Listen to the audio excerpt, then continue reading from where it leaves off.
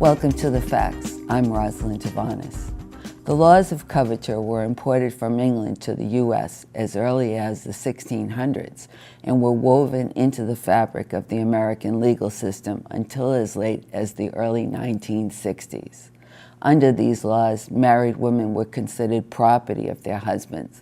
These women had no legal rights independent of their husbands.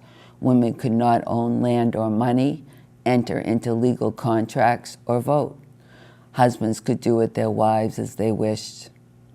Even though women had no voting rights until 1920, it was, in fact, women who pushed back against these laws, as they did with the legality of slavery, inundating Washington with letters, petitions, and rallies.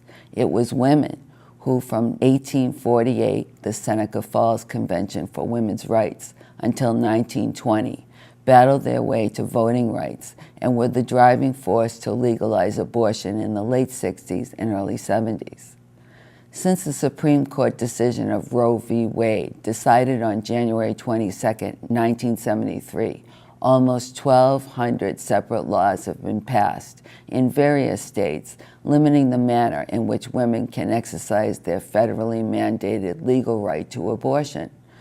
Some states have passed laws such as mandatory waiting periods, mandatory ultrasounds, which women are financially liable, and with this, forcing women to view ultrasound results.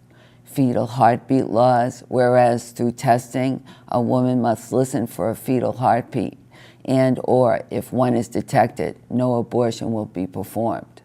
Another law has to do with physician scripts, whereas doctors must read a state-mandated script to women requesting an abortion. But note, these scripts do not always provide factual information regarding the abortion procedure. Further, some women seeking a safe legal abortion are actually arrested in some states. What happens when federal laws are challenged by states, and those states enact laws restricting said law or render it illegal? This situation falls under the Supremacy Clause of Article 6 of the Constitution. This clause contains the doctrine of preemption.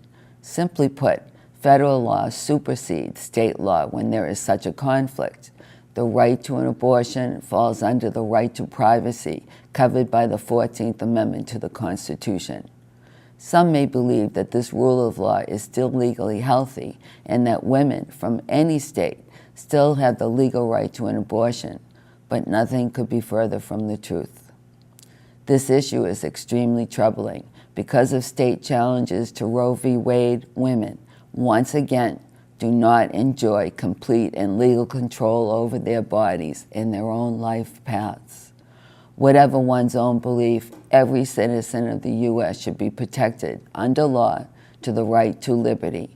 As states chip away at the protections afforded to women, Roe v. Wade now, in 2019, is a shadow of its original language and intent throughout the states.